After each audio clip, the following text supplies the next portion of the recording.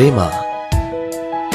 ఈ పదం వింటేనే కొంతమంది ఆనందంతో ఊగిపోతారు, మరికొంతమంది దాని మీద ద్వేషంతో రగిలిపోతారు. నిజానికి ఈ ఇద్దరు మనుషుల్లో ఉన్న భావం సరైనది కాదు. ఎందుకంటే లోకానికి ప్రేమ అన్న విలువైన పదానికి అర్థం తెలియదు. లోకంలో ఉన్నవారు ప్రేమకు ఎన్నో అర్థాలు చెప్పారు.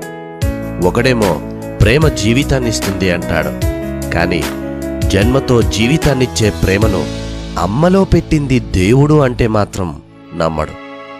కానీ నిన్ను రక్షించడానికి తన ప్రాణాన్ని తీసుకునేంత ప్రేమను ఒకరు చూపారంటే అస్సలు నమ్మడు. ఇంకొకడు ప్రేమ గుడ్డిది అంటాడు, కానీ అంధకారంతో మూలుగుతున్న నీ జీవితానికి వెలుగునిచ్చే ప్రేమను ఒకరు చూపారంటే నమ్మనే నమ్మడు.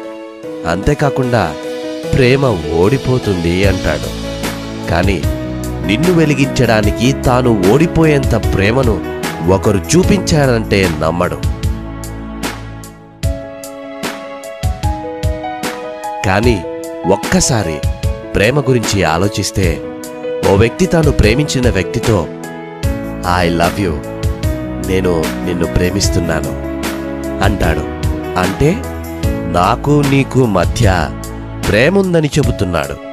అసలు ప్రేమంటే? ప్రేమ అన్న పదానికి నిలువెత్తు స్వరూపం దేవుడు. ఎందుకంటే ఆయన చూపించిన ప్రేమ అమోఘం, అద్భుతం, అనిర్వచనీయం.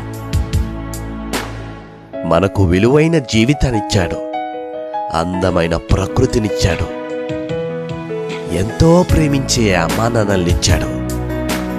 చివరిగా మన ప్రాణాల కోసం తన ప్రాణమైన తన ప్రియకుమారుణ్ణి బలిగా ఇచ్చేశాడు.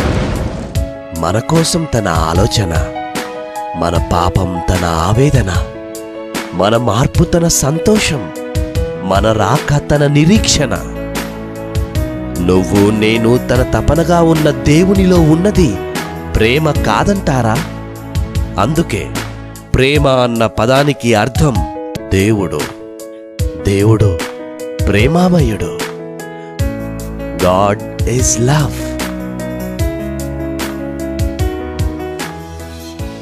ప్రేమ అన్న పదానికి నిర్వచనం దైవమైతే మా మధ్య ప్రేమ ఉన్నదని చెప్పుకుంటున్న వారి మధ్య దైవముందా?